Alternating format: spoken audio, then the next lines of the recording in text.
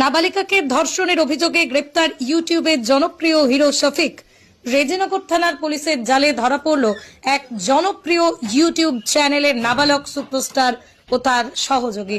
অভিযোগ, মুর্শিদাবাদের এক নাবালিকাকে বিয়ের প্রলোভন দেখে শারীরিক সম্পর্ক স্থাপন করে সে। অভিযোগ দায়েরের পর মঙ্গলবার গভীর রাতে নদিয়ার বাহাদুরপুরের একটি হোটেল থেকে দুজনকে গ্রেপ্তার করা হয়। পুলিশ সূত্রে জানা গেছে, অভিযুক্তের বয়স মাত্র 17 বছর। তার বিরুদ্ধে পক্সো আইন ও চাইল্ড ম্যারেজ অ্যাক্টে মামলা রুজু হয়েছে।